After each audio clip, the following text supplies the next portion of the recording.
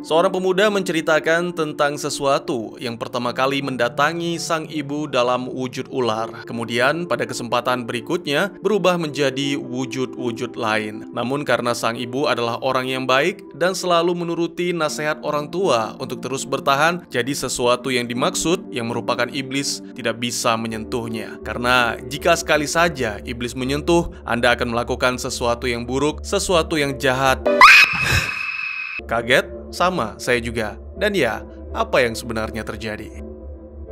Selamat datang dan selamat berjumpa kembali bersama saya Teguh Gusto. Bagaimanapun kabar dan dimanapun kalian berada, kezaliman akan terus ada, bukan karena keberadaan orang-orang jahat, tapi karena diamnya orang-orang baik. Seperti biasa, saya akan bercerita, yang mana tentu saja tentang sebuah film, dan kali ini berjudul Never Let Go. Film yang dirilis pada tahun 2024 ini disutradarai oleh Alexander Aja, serta dibintangi oleh aktor yang mungkin sudah tidak asing bagi kalian. Makanya daripada kelamaan dalam perkenalan, lebih baik kopinya kalian siapkan dan mari cerita kita lanjutkan.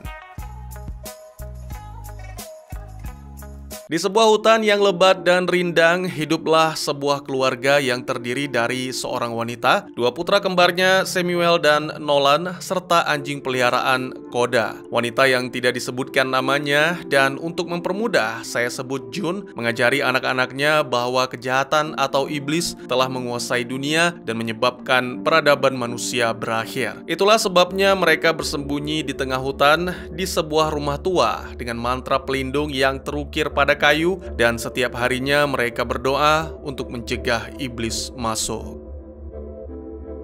Meskipun hanya June yang bisa melihat iblis, tapi anak-anak tetap percaya setiap kata-katanya. Pada suatu malam, June bermimpi buruk tentang seorang gadis malang yang bangkit dari kematian. Mimpi buruk itu membuatnya sangat terkejut dan terbangun sampai memutuskan untuk meninggalkan tempat tidurnya dan berdoa. Lalu saat keluar ke halaman dan menyentuh rumput, dia mendengar sesuatu yang menggeram yang ternyata adalah mendiang sang ayah.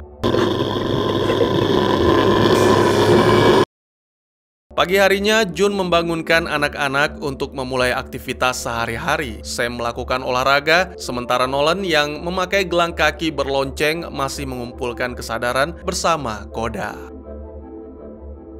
Nolan menyayangi Koda, bahkan dengan senang hati berbagi makanan dengan anjing itu, meskipun Sam melarang. Setelah sarapan, keluarga itu pun bersiap-siap untuk mencari makan. June mengikat tali panjang di setiap diri mereka dan tak lupa mengajak anak-anaknya berdoa. Selain itu, masing-masing dari mereka membawa peluit yang berguna untuk meminta bantuan saat dibutuhkan. Dan June juga mengingatkan anak-anaknya tentang peraturan utama bahwa keselamatan mereka bergantung pada tali, sehingga jangan sekali-kali dilepaskan. Tali tersebut diikatkan ke fondasi rumah yang awalnya dulu ide itu dirancang oleh kakek anak-anak itu untuk melindungi istrinya. Keluarga itu kemudian berpencar, termasuk Koda yang ditugaskan untuk menangkap kelinci. June tak henti-hentinya melihat iblis dalam wujud mendiang sang ayah dan terus berbisik meminta agar anak-anaknya dilepaskan. Tetapi wanita itu mengabaikan. Ketika menemukan foto orang tuanya, dia mengambil dan menancapkannya pada salib, menandakan bahwa sepertinya itu adalah sebuah makam.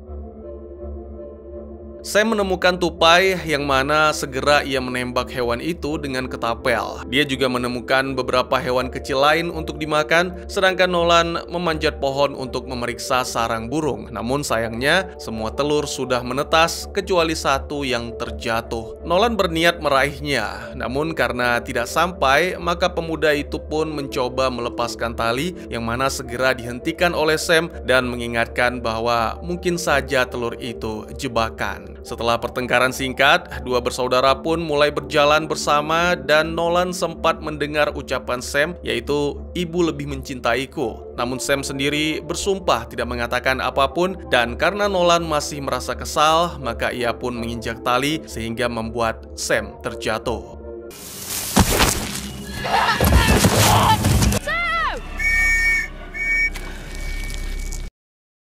Nolan pun berinisiatif menyelamatkan saudaranya dan membantu untuk kembali naik. Di sisi lain, ternyata Jun mendengar peluit dan segera berlari untuk mencari anak-anaknya. Tali juga menahannya untuk bergerak lebih jauh. Oleh karena itu, ia melepaskan ikatan yang mana itu membuatnya bisa melihat iblis. Kali ini mengambil wujud ibunya yang sudah meninggal. Sebelum makhluk itu mendekat, Jun telah lebih dulu mengamankan anak-anak, membantu mereka mencapai tali Nolan dan segera mengikat mereka bertiga.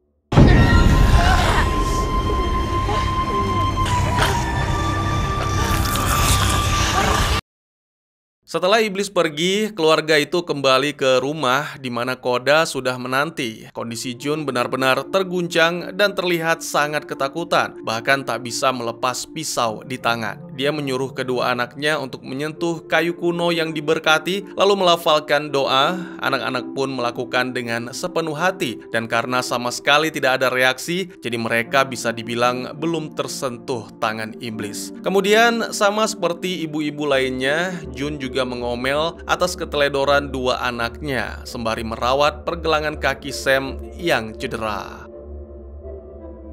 Saat duduk di luar, Jun lagi-lagi melihat iblis. Adegan kemudian menampilkan keluarga itu makan malam bersama, di mana kali ini Jun menceritakan sebuah kisah. Pada suatu hari, iblis datang kepadanya berpura-pura menjadi seorang gadis kecil yang membutuhkan bantuan karena kakinya terjebak di lubang. Ceritanya berlangsung selama berhari-hari dan satu-satunya hal terbaik yang bisa dilakukan Jun adalah mengabaikan. Ketika akhirnya berhenti, Jun memeriksa gadis itu dan malah menemukan mayat. Jun yakin itu juga tipuan untuk membuatnya percaya itu nyata, tapi dia tidak tertipu. Kisah ini diceritakan agar anak-anak ingat untuk tidak pernah lagi melepaskan tali serta berhati-hati terhadap dusta sang iblis.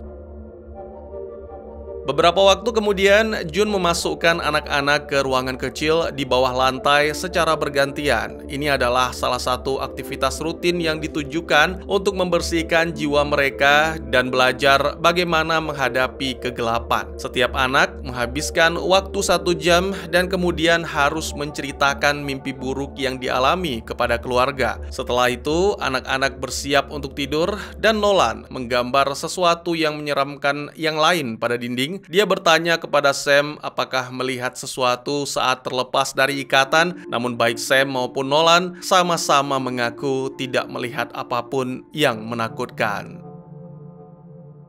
Selain itu, Nolan juga bertanya-tanya apakah ibu akan menghabisi mereka seperti yang dilakukan terhadap ayah Nolan dan Sam dan orang tua ibu. Pembahasan ini membuat Sam tidak nyaman, mengklaim bahwa ibu tidak akan pernah berbohong, apalagi menyakiti mereka. Sementara itu, Jun sendiri sedang berada di teras merenungkan apa yang terjadi hari ini. Tiba-tiba saja iblis kembali muncul, kali ini meniru wujud suaminya dan mulai memohon agar dipertemukan dengan Nolan dan Sam karena yakin Jun tidak punya rencana apapun untuk masa depan anak-anak mereka. Jun hanya diam dan mengabaikan, lalu masuk ke dalam rumah sehingga membuat sang iblis marah.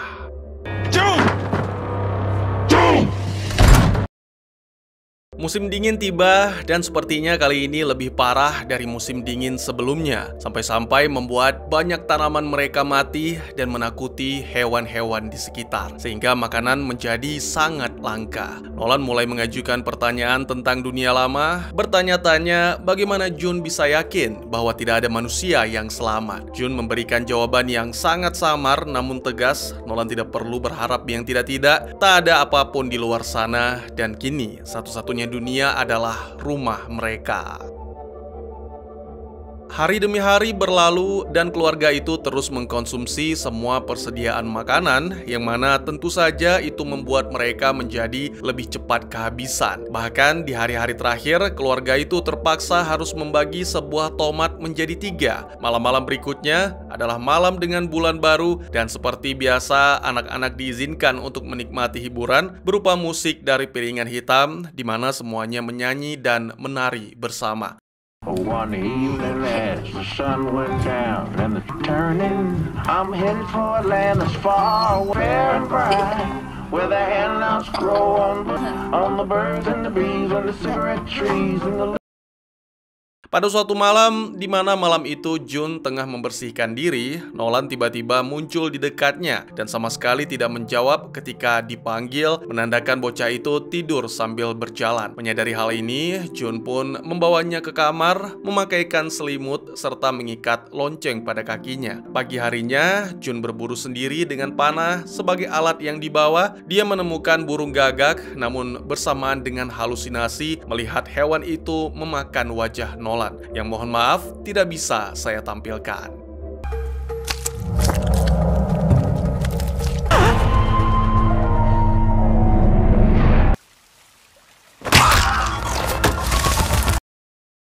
Jun segera menenangkan dan meyakinkan diri serta mencoba memanah gagak. Namun lagi-lagi iblis mengusiknya sehingga tak punya pilihan selain kulit pohon untuk dikonsumsi saat jam makan berikutnya. Ketika keluarga itu bersantap bersama dan berusaha untuk bertahan dengan makanan yang sama sekali tidak enak itu, suami Jun memandangi dari luar jendela dan mengingatkan kembali tentang rencana yang bodoh. Keesokan harinya, keluarga itu pun kembali bekerja sama untuk mengumpulkan lebih banyak kulit kayu dan berharap menemukan getah. Nolan merasakan sesuatu yang bergerak di belakang, namun pada kenyataannya tidak ada apapun. Dan tiba-tiba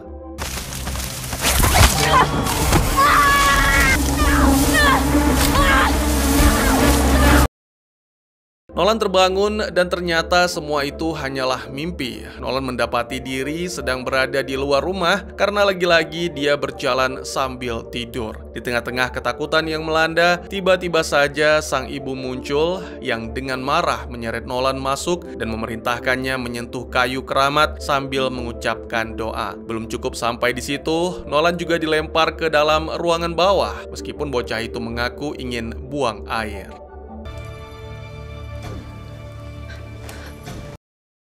Setelah kembali ke kamarnya, dia memberitahu Sam bahwa mereka harus meninggalkan rumah. Nolan berpikir bahwa mereka harus bisa bekerja sama dan berlari lebih cepat dari iblis, serta berjanji untuk kembali setelah menemukan sesuatu untuk dimakan. Lebih lanjut, Nolan menjelaskan apa yang ia pikirkan. Ibu tidak bisa lagi menentukan apa yang baik untuk mereka. Namun Sam tidak sependapat dan segera menolak karena bagaimanapun bersama ibu maka hidup akan selalu lebih baik. Sementara itu, sang ibu sedang menyendiri sembari mendengar percakapan dua anaknya dan mendapat penglihatan tentang diri yang menjadi liar.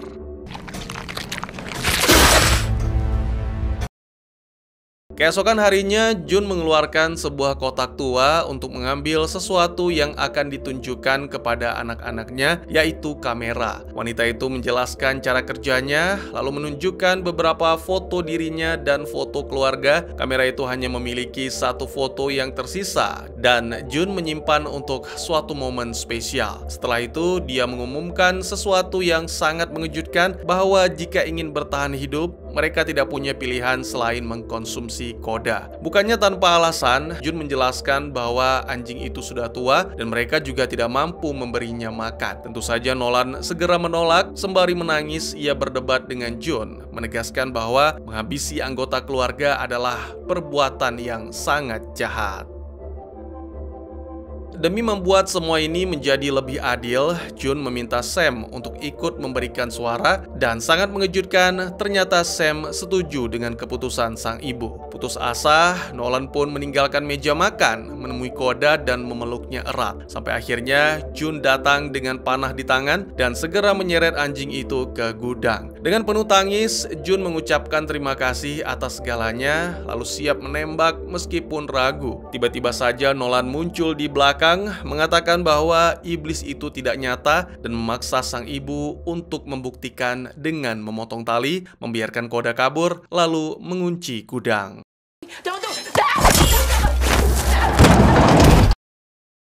Tentu saja hal ini membuat Jun panik sampai-sampai berusaha mendobrak pintu dan memecahkan jendela. Bersamaan dengan itu, Sam datang dan terjadilah perkelahian di antara dua bersaudara. Sementara di dalam gudang, apa yang ditakutkan Jun benar terjadi. Iblis datang dalam wujud sang ibu. Segera makhluk itu memprovokasi, mengatakan semua hal-hal yang dibenci dan berjanji akan membuat Jun memakan anak-anaknya sendiri. Tak kuat menghadapi, Jun pun memutuskan untuk mengakhiri diri segalanya, dan tindakan tersebut disaksikan oleh anak-anaknya. Merasa bersalah, Nolan menyambung kembali tali ibunya dan kembali ke dalam rumah. Dia mendengarkan musik untuk menenangkan diri, sementara saudaranya Sam menghabiskan waktu sepanjang malam memeluk jasad June.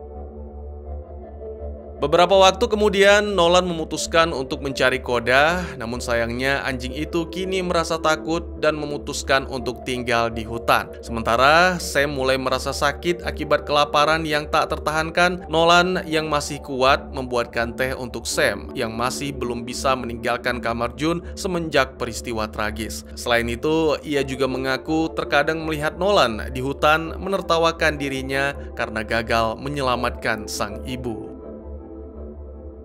Tentu saja itu hanya mimpi. Nolan menyampaikan untuk meyakinkan saudaranya. Bahkan Nolan juga tak keberatan untuk menyentuh kayu keramat sembari mengucapkan doa. Karena mereka kini hanya berdua, Nolan pun bertekad untuk menyelamatkan saudaranya. Pemuda itu menyambung beberapa tali sampai menjadi cukup panjang, lalu mulai menjelajah sampai akhirnya Nolan bisa keluar dari hutan dan untuk pertama kalinya menemukan jalanan aspal. Tentu saja Nolan merasa kagum, tapi tidak bisa berlama-lama dan segera bocah itu berteriak minta tolong. Sayangnya tidak ada yang menjawab sehingga membuat Nolan yakin bahwa apa yang dikatakan sang ibu adalah benar.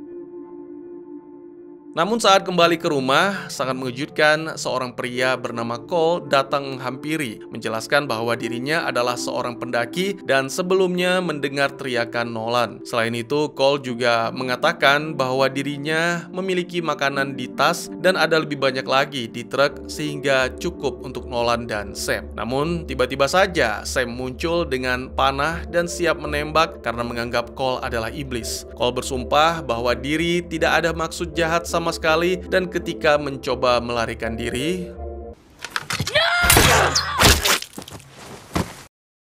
Nolan segera mengejar sampai ke dalam hutan, mengabaikan larangan Samuel bahwa itu hanyalah tipuan. Dengan mengikuti bercak darah, akhirnya Nolan berhasil menemukan Cole yang berusaha menghubungi 911. Nolan kemudian melihat tas Cole dan segera merampasnya. Setelah itu Nolan membawa pulang tas tersebut dan ternyata benar adanya. Terdapat banyak makanan kaleng dan snack yang langsung bisa dikonsumsi. Tak lupa pemuda itu berbagi dengan Sam. Sayangnya Sam masih menganggap semua ini tipuan sehingga menolaknya. Dia juga mengungkapkan bahwa semua itu tak berarti lagi tanpa sang ibu. Ternyata apa yang diucapkan tidak sesuai dengan kenyataan. Saat tengah malam, akhirnya Sam kalah dengan rasa lapar sehingga memakan sebagian makanan dari tas Cole. Selain itu, Sam juga menemukan benda-benda lain seperti foto Cole bersama dengan putrinya dan juga senter yang dibawa keluar untuk bermain-main sambil melamun di teras. Tiba-tiba saja bocah itu mendengar suara dan segera mendatangi gudang. Sepertinya ada sesuatu yang bergerak di dalam dan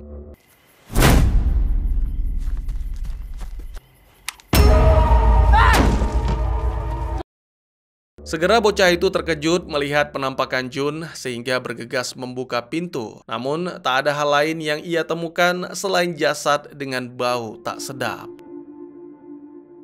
Tak lama kemudian, seorang gadis datang, gadis yang tak asing karena sebelumnya Sam melihat wajah gadis itu di foto bersama Cole. Gadis itu bertanya tentang sang ayah yang menghilang sejak siang. Awalnya Sam berpura-pura tidak tahu, tapi segera si gadis mengenali senter ayahnya dan Sam mulai meminta maaf atas kesalahan serta mengungkapkan bahwa dirinya tak bermaksud. Gadis itu pun menyadari bahwa telah terjadi sesuatu yang buruk pada sang ayah sehingga melarikan diri. No, wait! Sam juga ikut mengejar, tapi si gadis dengan cerdik memanfaatkan keterbatasan Sam dalam bergerak. Nekat melepaskan tali pada tubuhnya, Sam pun kemudian melihat keanehan-keanehan sampai akhirnya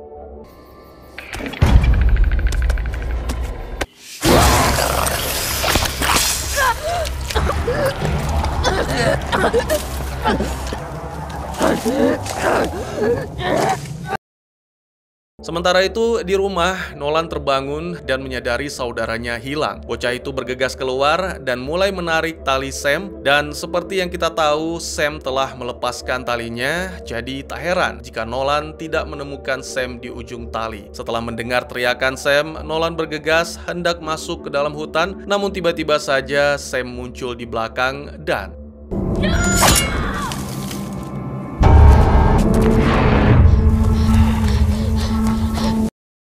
Setelah berhasil masuk ke dalam rumah, Nolan menemukan Sam sedang termenung di kamar sang ibu. Dengan sesuatu yang aneh muncul dari atap. Nolan meraih tangannya dan menyentuh kayu sambil mulai berdoa. Hal ini membuat Sam marah, mengeluarkan parang, dan segera menyerang Nolan. Shelter to the pure and good. Setelah Nolan kabur, Sam memindahkan ranjang untuk menahan pintu, lalu menyalakan rekaman dan juga menyalakan api untuk membakar seluruh ruangan. Sam kemudian pergi keluar, menyaksikan rumah yang secara perlahan terbakar. Sementara itu, di dalam rumah, Nolan membasahi kain untuk menutupi wajah, mencoba mencari jalan untuk melarikan diri. Sayangnya bocah itu tergelincir dan nyaris jatuh dari atap. Hal ini membuat Nolan memutuskan untuk kembali masuk melalui jendela yang berbeda.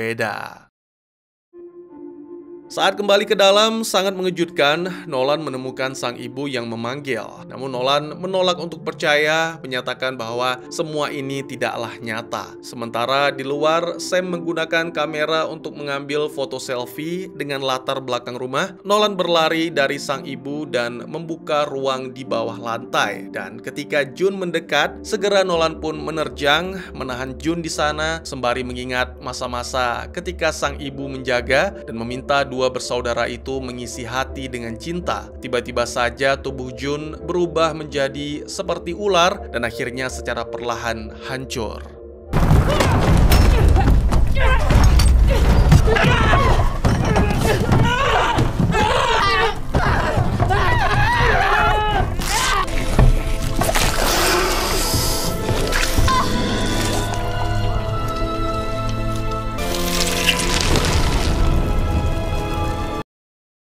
Film pun ditutup dengan menampilkan beberapa saat kemudian, tim penyelamat datang membawa anak-anak dengan helikopter dan bersamaan dengan itu, Koda datang mencoba mengejar. Nolan melihat mereka pergi ke kota, memberitahu Sam bahwa kini mereka telah bebas. Tetapi Sam hanya menjawab, dia lebih mencintaiku, dan segera adegan berpindah menampilkan foto terakhir yang diambil oleh Sam. Dan tamat.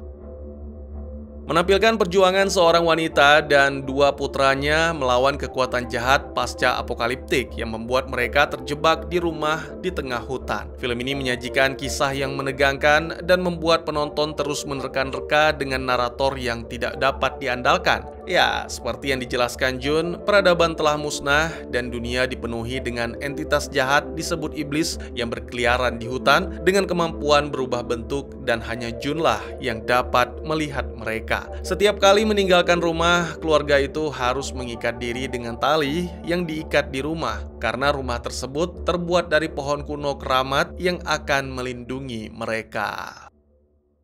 Setelah serangkaian kejadian dan pertengkaran hingga menewaskan sang ibu, seperti yang saya ceritakan, kedua anak laki-laki yang kelaparan kini dipaksa hidup mandiri dan sangat mengejutkan. Mereka kedatangan seorang tamu untuk pertama kalinya, yaitu seorang pendaki bernama Cole, yang mana secara tidak langsung mengungkap bahwa Jun berbohong dan delusi. Namun peristiwa lain membantah pengungkapan tersebut. Putri Cole ternyata adalah entitas jahat dan Sam dirasuki olehnya sehingga mencoba menghabisi saudaranya. Tapi lagi-lagi adegan penutup membantah dengan menampilkan tim penyelamat datang dan dua anak itu dibawa ke kota.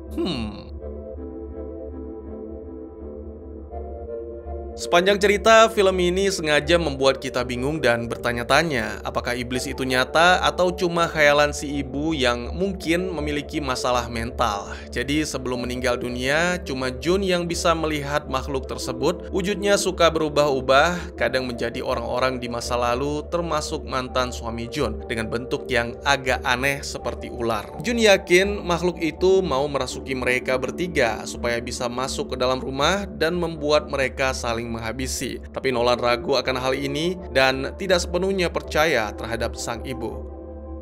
Sebagai penonton, kita ditunjukkan apa yang Jun lihat, bahkan Sam sepertinya juga sempat merasakan makhluk itu saat tidak sengaja terlepas dari tali. Dia mendengar suara-suara misterius dan segera merasa ketakutan. Baru di akhir film ada petunjuk bahwa makhluk itu mungkin benar-benar nyata saat Sam dirasuki makhluk yang menyamar menjadi gadis kecil si pendaki. Tapi itu pun masih membingungkan karena Sam sangat mempercayai omongan ibunya dan dia juga nyaris mati kelaparan, jadi mungkin saja Sam berhalusinasi. Ketika Nolan melawan makhluk yang menyerupai sang ibu, yang akhirnya berubah menjadi monster ular, masih tetap tidak jelas. Nolan juga nyaris tewas kelaparan dan menghirup banyak asap, jadi ya dia juga mungkin berhalusinasi. Bahkan pada adegan terakhir, bantah-membantah ini masih terus berlangsung. Sementara Nolan dan Sam berada di helikopter, adegan terakhir menampilkan foto yang diambil Sam, dan jika diperhatikan lagi, ada tangan yang sepertinya tangan iblis menyentuh pundak Sam, dan di helikopter Sam juga mengulangi perkataan bahwa sang ibu lebih mencintainya. Intinya, sang sutradara sengaja membuat akhir film yang tidak jelas, memberikan kesempatan untuk interpretasi penonton apakah mau percaya iblis benar-benar ada atau hanya halusinasi belaka. Dalam film ini, karakter ibu atau saya sebut Jun digambarkan sebagai tawanan ketakutannya sendiri. Ketakutan ini berwujud makhluk jahat yang dilihatnya secara berkala, yang mengambil bentuk orang-orang dari masa lalunya. Jun akhirnya menyerah pada kejahatan ini bukan melalui pertemuan langsung atau kerasukan, melainkan dengan mengakhiri segalanya. Ini adalah adegan tragis bagi karakter yang jelas-jelas trauma hingga mengalami gangguan mental, diperparah dengan penderitaan dan kelaparan yang secara terus-menerus. Latar belakang Jun tidak diungkap secara detail, tapi jelas bahwa ia dibesarkan dalam lingkungan yang sangat percaya tahayul, sehingga membuatnya trauma. Setelah itu, Jun dihadapkan pada kejahatan dunia yang mungkin telah diperingatkan di masa lalunya. Ya, trauma masa lalu membentuk kondisi mentalnya yang rapuh dan membuatnya menjadi orang yang tidak bisa dipercaya, baik dalam perkataan maupun penglihatan.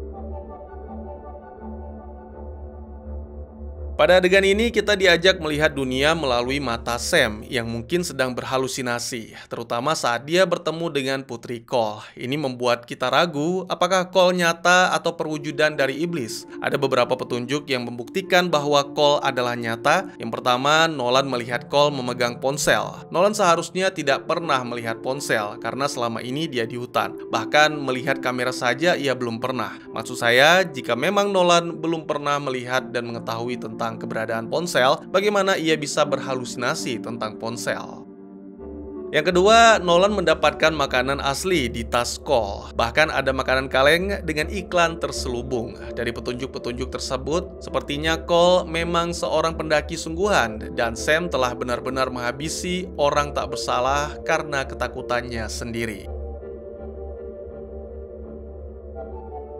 Oke, sebelumnya mari kita berfokus pada masa lalu Jun. Meskipun tidak diceritakan secara detail, ada beberapa petunjuk di dalam film yang bisa membantu kita untuk membayangkan masa kecil wanita yang satu ini. Yang pertama adalah rumah. Jun tumbuh besar di rumah yang sama tempat mereka terjebak. Di rumah itu ada ukiran-ukiran doa atau mantra pada kayunya. Sepertinya Jun dibesarkan oleh keluarga yang fanatik terhadap tahayul. Selanjutnya adalah ruang di bawah lantai. Saya pikir ruangan itu adalah tempat Jun bersembunyi ketika masih kecil, yang mana menjadi salah satu penyebab trauma masa lalunya. Selanjutnya adalah bekas luka. Jun punya bekas luka di punggung, mungkin dari kekerasan fisik yang dialami saat masih kecil. Di beberapa ajaran agama kuno, hukuman fisik seperti cambuk dan melukai diri sendiri itu masih ada. Mungkin gara-gara itu Jun kabur dari rumah orang tuanya dan terus-menerus terjerumus ke dalam hal-hal buruk. Ini berdasarkan tato ular dan laba-laba pada tubuh Jun.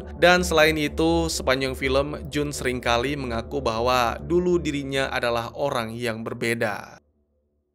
Jadi kemungkinan besar Jun berbohong kepada anak-anaknya tentang dunia luar supaya mereka tidak pergi dan mengalami hal-hal buruk seperti yang Jun alami. Setelah lama tinggal di rumah masa kecilnya, kebohongan itu lama-lama menjadi suatu keyakinan, mungkin karena trauma masa lalu dan gangguan mental. Awalnya Jun mau melindungi anak-anaknya, tapi lama-kelamaan menjadi fanatik seperti orang tuanya dulu.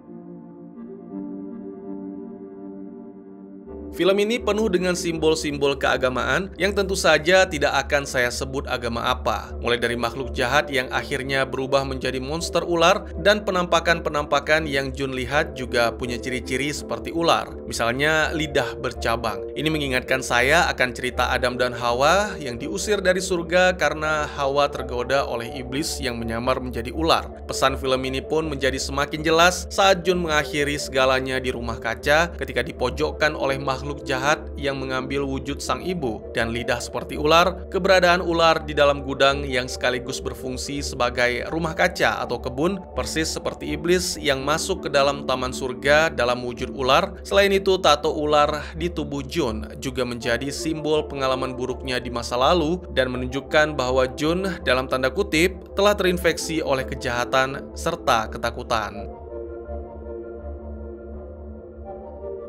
Film ini bergenre thriller supranatural, tapi seperti film-film lain pada umumnya, film ini juga memiliki pesan tersembunyi. Akting Tante Halle Berry menjadi daya tarik utama, dan dari sudut pandang Jun lah kita bisa melihat pesan-pesan penting yang hendak disampaikan. Jun merasakan ketakutan yang dialami semua orang tua, yaitu bagaimana cara melindungi anak-anak dari kejamnya dunia. Keputusan Jun untuk mengisolasi Nolan dan Sam awalnya karena cinta, tapi ketakutan dan trauma membuat Jun jadi keliru dalam bertindak. Halusinasi yang dialami Jun juga menunjukkan betapa kuatnya rasa duka. Makhluk jahat yang dia lihat berubah menjadi orang-orang yang sudah meninggal. Jun mengatakan kepada anak-anaknya bahwa dia yang menghabisi orang tua dan suami karena sudah dirasuki makhluk jahat. Tidak ada yang mengetahui apakah itu benar atau hanya gertakan agar anak-anaknya takut dan waspada. Yang pasti Jun masih berduka dan trauma kehilangan orang-orang yang ia sayang. Ini membuat kondisi mentalnya tidak stabil. Ending film juga mengeksplorasi kerusakan yang dapat ditimbulkan dari tindakan orang tua terhadap anak-anak mereka, baik sengaja maupun tidak. Jun jelas-jelas terluka oleh cara asuh orang tuanya, dan hal ini pada gilirannya memicu ekstremisme yang Jun gunakan dalam membesarkan putra-putranya. Niat orang tuanya mungkin baik pada awalnya, karena mereka mencoba melindungi Jun dari kejamnya dunia seperti Jun lakukan kepada putra-putranya. Tapi pada akhirnya, trauma itu turun-temurun dan dalam tanda kutip menular ke generasi berikutnya. Bagaimana menurut kalian?